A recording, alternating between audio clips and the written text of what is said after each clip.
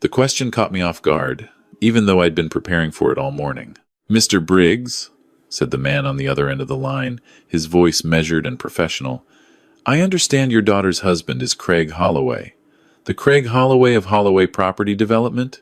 I shifted in the hospital bed, wincing as the IV line pulled against the back of my hand. "That's correct. He doesn't know I'm having this conversation. Neither does she." A pause. "And you're comfortable moving forward under those circumstances?" "More comfortable than I've been about anything in a long time," I said. Outside my window, the Savannah skyline sat pale and quiet in the early November morning. I'd lived in this city for 41 years, raised my daughter here, buried my wife here, spent 32 years as principal of Hartwell High School, walking those hallways until I knew every crack in every tile. Now, I was lying in Memorial University Medical Center with a mild stroke on my chart and a plan forming in my mind that my daughter never saw coming. My name is Walter Briggs. I'm 66 years old. And what I'm about to tell you is the story of how my only child tried to use my illness to take everything I'd spent a lifetime building, and how I made sure she understood, in the clearest possible terms, that she'd badly miscalculated. The stroke happened on a Tuesday. I'd been in my wood shop behind the house on Abercorn Street, working on a rocking chair I'd been building for 8 months. Nothing fancy, just Georgia pine and patience, the kind of project that keeps a retired man honest. I remember setting down my chisel, feeling a strange heaviness in my right arm, and then the room tilted sideways in a way rooms aren't supposed to tilt. I sat down on the shop floor, which was the smartest thing I'd done all week, and called 911 before I called Amanda. The doctors called it a transient ischemic attack, a warning stroke. No permanent damage, full recovery expected, but they wanted to monitor me for several days.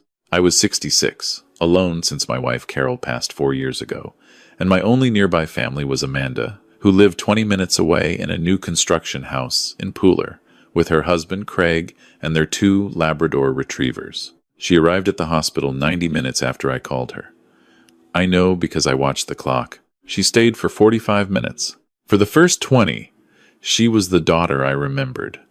Worried eyes, hand over her mouth when the doctor explained what had happened, squeezing my fingers too tight.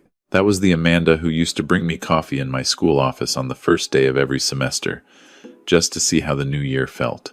Then Craig arrived. He walked in, still wearing his business clothes, a real estate development company, polo and pressed khakis, his phone already in his hand. He kissed Amanda on the cheek, nodded at me in the bed the way you nod at a car that's broken down on the side of the road, and said, "How bad is it?"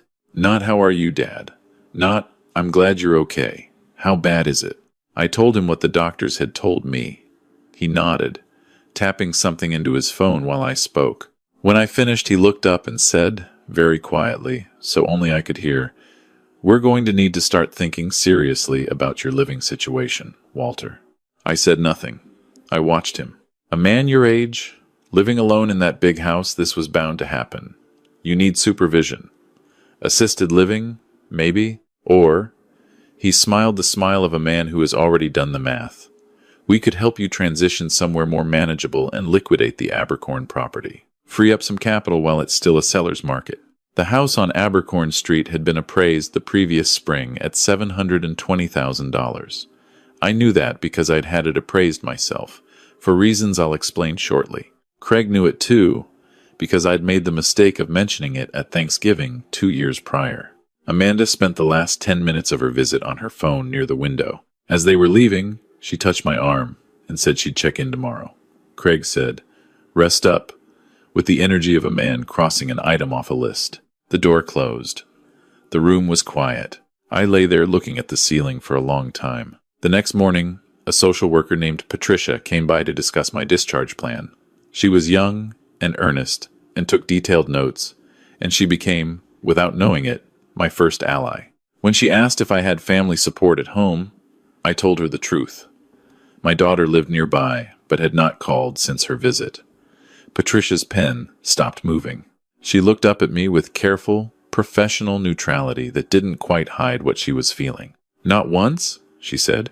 "Not once," I said. She wrote something down. I decided I liked Patricia. I made 3 phone calls that day. The first was to my attorney, A man named Douglas Whitfield, who had drafted my will 7 years earlier and handled Carol's estate after she passed. I told him what had happened with the stroke, what Craig had said, and what I wanted to do. He listened without interrupting, which is one of the things I've always respected about Douglas. When I finished, he said, "I'll need you to sign some documents before you're discharged. I can come to the hospital tomorrow morning." The second call was to a private investigator named Roy Cates, whose name I'd gotten from Douglas some weeks earlier for reasons I'll come to. I'd actually made first contact with Roy 3 weeks before the stroke, when I'd started noticing certain things about Craig's behavior that didn't sit right with a man who'd spent 32 years reading people for a living. Principals get very good at knowing when someone is running a scheme. Roy's preliminary work had already turned up enough to concern me. Now I asked him to run the full investigation. The third call was to my neighbor of 18 years, a retired pharmacist named George Alderman, who had a key to my house and the good sense not to ask too many questions. I asked him to go to the wood shop and make sure the rocking chair was covered with a tarp. It sounds like a strange priority for a man in a hospital bed, but that chair meant something to me, and I wasn't ready to explain why yet. Amanda came the following afternoon, alone this time. She sat in the vinyl chair beside my bed and asked how I was feeling, and I said fine, getting better, and we talked around the edges of things the way families do when something large and unsaid is sitting in the center of the room. She mentioned twice that Craig had done some research on senior living communities in Chatham County. She mentioned once that the real estate market was still really strong, Dad. She did not mention that she had not called in 36 hours while her father lay in a hospital bed following a stroke. I didn't bring it up either. I had learned, in 32 years of handling difficult conversations with parents and teachers and school board members, that timing is everything. You don't show your cards until you have the full hand. Roy Cates emailed me his preliminary findings that evening. I read them on the tablet George had brought from my house, the screen brightness turned down low in the dark hospital room. The first page was bad enough. Holloway Property Development had 3 active civil judgments against it, totaling just over $200,000.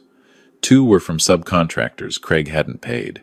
One was from a private lender who claimed Craig had misrepresented the value of a parcel in Effingham County to secure a development loan.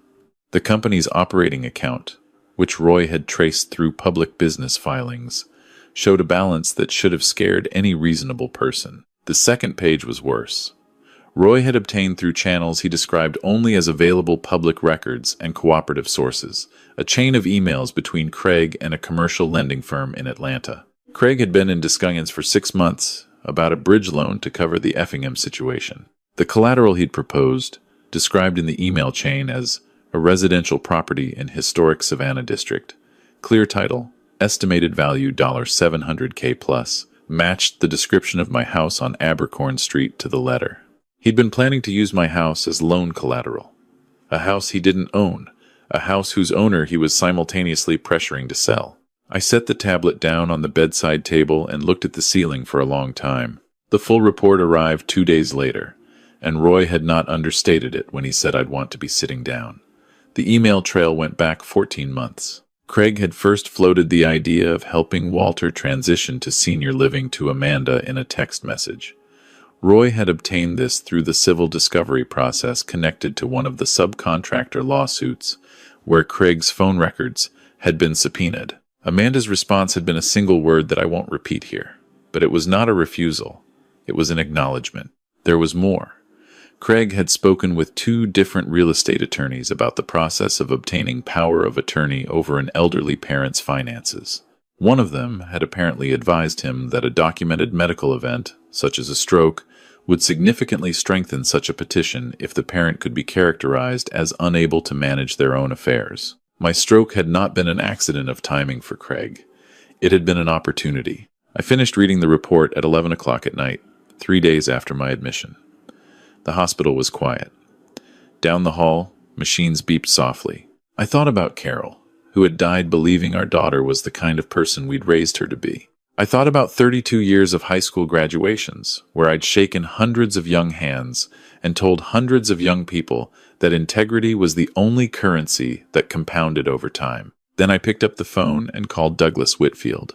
"How fast can you have the new documents ready?" I asked. "They're already drafted," he said. "I'll be there at 8. Douglas arrived the next morning with a briefcase and a notary. We spent 2 hours at the small table in my hospital room. The new will was simple and thorough.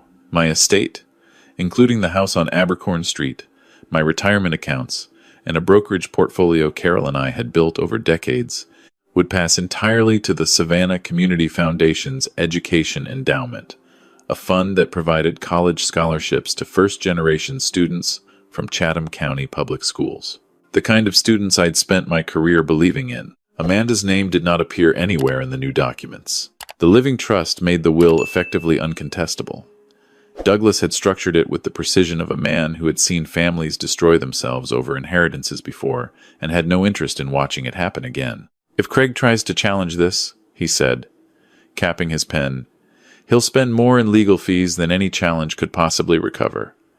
And he'll lose." There was one more item. I signed a limited power of attorney not to Amanda or Craig, but to Douglas and George Alderman jointly, covering only medical decisions in the event I was genuinely incapacitated. Clean, narrow, and entirely outside Craig's reach. Douglas packed up his briefcase. Before he left, he set a plain white envelope on my bedside table. "Roy says to give you this," he said. "He thought you might want it for a particular conversation." Inside was a single printed page. A screenshot of the email chain between Craig and the Atlanta lending firm, with my home address highlighted in yellow. I put it back in the envelope. I thought about who should deliver it, and when, and how. That was when I thought of Patricia. She came by on her afternoon rounds, clipboard in hand, the same careful professionalism she'd shown from the start. I asked her to sit down, which she did, with the slightly cautious look of a social worker who has learned to be ready for anything. "My son-in-law is going to come here," I said. "Probably in the next day or two, once he figures out that things aren't moving on the house the way he planned. He may ask about my condition, my discharge timeline, my mental capacity. He may use words like next steps or transition planning." Patricia's pen was very still. "When he does," I said, "I'd like you to give him this." I held out the white envelope. "And then I'd like you to hand him this card." I placed Douglas Whitfield's business card on top. The card has a note on the back. It says, "Tuesday at 10 a.m. Douglas Whitfield's office. Don't be late." Patricia looked at the envelope. She looked at the card. She looked at me. "Are you sure about this, Mr. Briggs?" "I spent 32 years as a high school principal," I said. "I'm very sure." The corner of her mouth moved. "I'll be at the desk," she said. I was discharged the following morning. My speech was fully clear. My right side had recovered entirely, and the neurologist wanted me back in 6 weeks for a follow-up, but was pleased with my progress. George picked me up and drove me home, and when I walked into the house on Abercorn Street for the first time in a week, I stood in the front hallway for a moment and just breathed it in. Hardwood floors Carol had picked out, a hallway table I'd refinished the summer we moved in. 30 years of a life lived honestly, right here in these rooms. Craig wanted to liquidate this into a bridge loan for a bad development deal in Effingham County. I went out to the wood shop. The tarp was exactly where I'd asked George to put it. I lifted one corner and looked at the rocking chair 8 months of evenings and weekends. The joints fitted by hand, the seat shaped with a spokeshave until it matched the curve I'd sketched on a paper bag when the idea first came to me. Still unfinished. Still waiting. I covered it back up and went inside to rest. Roy called that evening with his surveillance update. Craig had visited the hospital that afternoon, approximately 3 hours after my discharge. Patricia had given him the envelope. "He stood at the nurse's station for about 2 minutes without moving," Roy said. He paused. "She said he read it 3 times. How did he look?" "Like a man who just realized the building he bought has no foundation," Roy said. I thanked him and hung up. Through the front window, I could see the November light going orange over the oak trees on Abercorn Street. Somewhere across town, Craig was showing that email to Amanda. They were having a conversation I had no interest in imagining too carefully. Let them have the weekend. Let them try to find an angle that wasn't there. Tuesday came in cold and clear. I wore my good suit, the charcoal one I'd worn to every graduation ceremony for the last decade, and a tie Carol had given me on our 30th anniversary. My right hand was still slightly unsteady from the stroke, so I'd practiced tying the knot twice before I was satisfied. Some things are worth the extra effort. Douglas's office was on Bull Street, 3 blocks from Forsyth Park, I arrived at 9:40 and had coffee with his assistant while we waited. At 8 minutes past 10, Amanda and Craig walked in together. Amanda saw me first. The color left her face in a single, visible wave. She'd clearly been hoping right up until this moment that there was still some version of events where this meeting was something other than what it was. Craig kept his face neutral. He was good at that. I'd give him that much. He had the controlled expression of a man who sells things for a living, who has learned to project confidence the way other people project heat. He looked at Douglas, at me, at the leather chairs arranged in a precise semicircle, and I watched him calculating. There was nothing left to calculate. But he didn't know that yet. Douglas was at his best in this room. 30 years of estate law had given him the unhurried authority of a man who has seen every version of this conversation before and knows exactly how each one ends. He waited until everyone was seated before he spoke. Amanda, Craig, thank you for coming. Mr. Briggs asked me to handle this meeting on his behalf, and I'll do so directly. As you may be aware, following his recent hospitalization, Walter undertook a comprehensive review of his estate planning. Douglas opened a folder. That review is now complete. Craig leaned forward slightly. And what does that mean for... I'll get there, Douglas said, in the tone that had clearly concluded many such interruptions over the years. He laid it out methodically. The new will, the living trust, the beneficiary designations on the retirement accounts, all redirected to the education endowment. The power of attorney held jointly by Douglas and George, not by Amanda or Craig. Each document placed on the table in turn, each a quiet door closing. Amanda had stopped looking at the papers halfway through. She was looking at me. I looked back. I'd been a principal for 32 years. I knew how to hold eye contact with someone who didn't want to be seen. When Douglas finished, Craig said, with remarkable steadiness, Walter, you've obviously made some decisions you feel strongly about. I want you to know that Amanda and I only have your best interests. The email, I said. He went very still. I nodded to Douglas, who slid a copy of Roy's printed screenshot across the table. The address on Abercorn Street, highlighted in yellow, the loan discussions, the timeline. Craig looked at it for a long time. His jaw tightened once, then settled. That was a contingency conversation, he said. Nothing was ever formalized. You proposed my house as collateral for a loan without my knowledge or consent, I said. To cover debts your company owes because you misrepresented a property's value to a lender. That's not a contingency conversation, Craig. That's a blueprint. The room was very quiet. Amanda said, in a voice I barely recognized, Dad, let me finish, I said, not unkindly, but firmly, in the same voice I'd used for 32 years when a conversation needed to go somewhere real. I have been watching the two of you manage me for 14 months. Positioning, planning, waiting for a medical event that would give you the leverage you needed. I paused. What happened in that hospital wasn't a tragedy to Craig. It was an opening. Amanda's eyes were wet. I didn't let it move me. Not yet.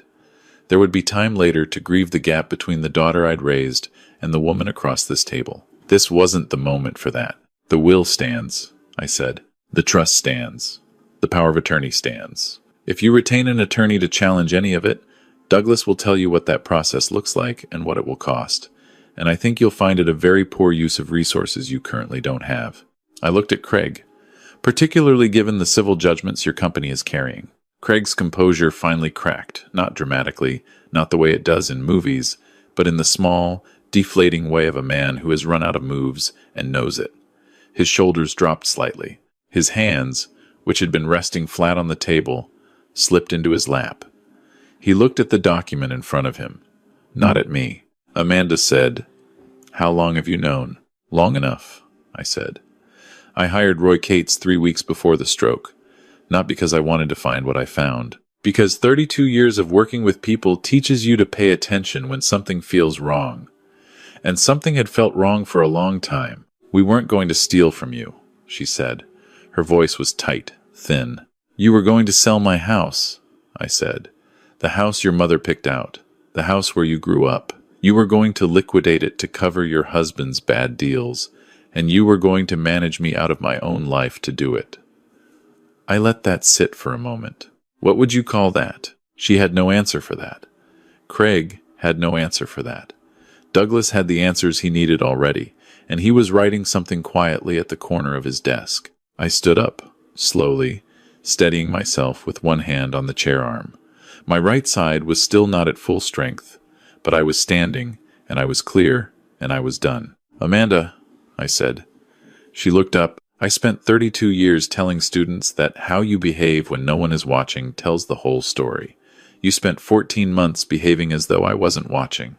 I was. I picked up my jacket from the back of the chair. "Douglas will be in touch about any legal matters going forward. I'd like you to direct all future communication through him for now." I shook Douglas's hand. I nodded, once, at Craig.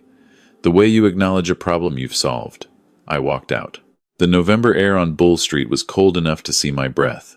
Forsyth Park was half a block away, the fountain running, a few people crossing through the fallen leaves. I stood on the sidewalk for a moment, and just let the city be what it had always been mine, and ordinary, and entirely real. Douglas called that evening. "Craig retained Marcus Stoll," he said. "He's a sharp attorney, expensive." "Good," I said. "He called my office this afternoon." A pause. He got about 4 minutes into his inquiry before going very quiet. I told him the trust was waterproof and the will was clean, and that his client's best legal outcome was accepting the situation and saving the retainer. Another pause. He asked me to repeat that number. I told him the retainer alone would likely exceed what any challenge could realistically recover. "What did he say?" "He said he'd get back to me," Douglas said. "He hasn't." Over the following week, I heard nothing from Amanda or Craig. Not a call, not a text. George told me he'd seen Craig's car parked on Abercorn Street twice, once on Wednesday evening and once on Thursday morning, sitting out front for 10, 15 minutes each time. Engine running, never getting out, just sitting. I didn't go to the window. There was nothing out there I needed to see. Roy filed his final surveillance report on Friday. Craig had reached out to 4 more attorneys. 2 declined to take the case when they heard the basics. One quoted a retainer of $6,000 and outlined a process that Roy estimated would take between 18 months and 3 years with no realistic prospect of success. The 4th suggested, gently, that Craig consider mediation instead. Amanda, according to Roy's social media monitoring, had not posted anything in 10 days. For someone whose Instagram had documented their life in near-daily installments for the past 4 years, the new house, the weekend trips, Craig's development projects framed as triumphs of vision and enterprise, the silence was conspicuous. Her followers had started leaving comments asking if she was all right. She wasn't all right. I understood that, even from a distance. I wasn't sure she'd ever really been all right, or whether I'd simply not seen clearly enough to notice when the shift had happened, when the daughter I'd raised had let Craig's ambitions slowly rewrite her sense of what was acceptable. I thought about that a lot, in those quiet November evenings, sitting in the front room where Carol and I had spent so many ordinary nights, the wood stove going, the oak trees outside going bare branch by bare branch as the season turned. I wasn't angry anymore. Anger had done its work and moved on. What was left was something quieter, a kind of clear-eyed grief for what had been and wasn't now, mixed with something I hadn't expected to feel so soon, relief. The weight of months of half-noticing, of telling myself I was overreacting, of making excuses for behavior that didn't deserve excuses, that weight was simply gone. George came by on Saturday morning with coffee and stayed for 2 hours, the way old friends can when there's nothing particular to say and nothing particularly needs to be said. We talked about the football season, about his granddaughter who just started at Georgia Southern, about the neighborhood and the way it was changing. Normal things. The things that make up a life. Sunday I went out to the wood shop. I pulled the tarp off the rocking chair and set it in the patch of afternoon light that came through the south window and just looked at it for a while. 8 months of evenings. Georgia pine, hand-fitted joints. The seat shaped until it sat the way I'd imagined it sitting. It was almost done, needed sanding on the back uprights. Needed a few hours with linseed oil and a good cloth. Needed the final fit check to make sure it didn't rock with any wobble. I picked up the spokeshave and went back to work. The chair was not a metaphor for my situation. It was just a chair I was making. But there is something that happens when you do careful work with your hands, when you focus on the grain of the wood and the angle of the blade and the particular resistance of a joint that needs another pass that quiets the peat. Parts of the mind that have been running too fast for too long. I worked for 3 hours, and when I set the spokeshave down and looked at what I had in front of me, I felt, for the first time since the hospital, completely like myself. A week later, Amanda called. I almost didn't answer, but I'd told myself I would, whenever she did, because whatever came next required her to take the first step. "Dad," she said. A long pause. "I don't know where to start." "Then start anywhere," I said. "I've got time." What followed was not a clean conversation. It was halting and painful and circled back on itself more than once. She cried. I didn't, but I listened the way I'd learned to listen, over 32 years of conversations that mattered without planning what to say next. Without managing the outcome, just taking in what was actually being said. She said she was sorry. She said she hadn't fully understood what Craig had been planning until she'd seen the email with the house address highlighted. She said she should have called from the hospital. She said she knew that none of this changed what had happened. I told her she was right. It didn't change what had happened. I also told her that I was her father, and I had been for 41 years, and that wasn't a thing that got unwound in a conference room on Bull Street. But I also told her that rebuilding something required both people to pick up tools, and I would be watching what she chose to do with hers. She asked about Craig. I told her that was her decision to make, not mine. She was quiet for a while after that.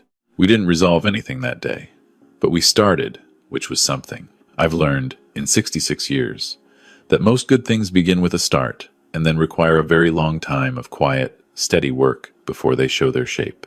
Douglas called 2 days later to tell me that Craig's attorney had officially notified him that no legal challenge to the estate plan would be pursued. He's cutting his losses, Douglas said. Smart, under the circumstances. How much did that cost him? I asked. The 4 consultations?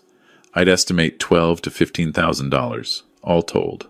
$12,000 to $15,000 that Craig Holloway didn't have, spent running his hands against a wall until he accepted it was solid. I found no particular satisfaction in that. The money was gone. It didn't come back to me. But there was something clarifying about it, the proof that consequences were real, that the architecture of what I'd built with Douglas had done exactly what it was designed to do. I thought about what I'd said to students at graduation every year for 3 decades. Integrity is the only currency that compounds over time. I'd believed it when I said it. I still believed it. And I'd spent the past 3 weeks living proof of it, not because I'd been righteous, but because I'd paid attention and acted clearly, and not let grief or love or the desire for a simpler story talk me out of what I could plainly see. The rocking chair was finished on a Thursday in late November, a week before Thanksgiving. I'd oiled it twice, let it cure, oiled it again. The pine had gone warm and amber in the light of the workshop lamp.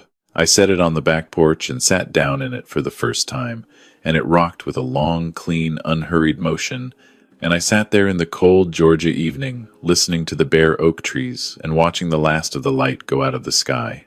I had not decided yet what to do with Thanksgiving. Amanda had asked, tentatively, if she could come, without Craig. I hadn't said yes or no. I was still deciding what version of forward was possible, and I wasn't prepared to rush that decision in either direction. What I knew was simpler than any of the things that had happened. I knew the house behind me was mine. I knew the chair beneath me was something I'd made with my own hands over the course of 8 months of ordinary evenings. I knew that Douglas Whitfield had built something legally airtight that protected everything Carol and I had built, and directed it toward something that deserved it, toward students who would walk across a stage one day and shake someone's hand and start their lives with just a little less. Weight against them. That was enough. More than enough, actually. Some losses don't get repaired. They get outlasted. Slowly. One careful day at a time. And some things, given enough patience and the right kind of attention, can be brought back to something close to what they were. Not identical, not unmarked, but solid and true and worth sitting in. I rocked slowly in the evening cold, listening to the city settle around me, and I let the day wind down.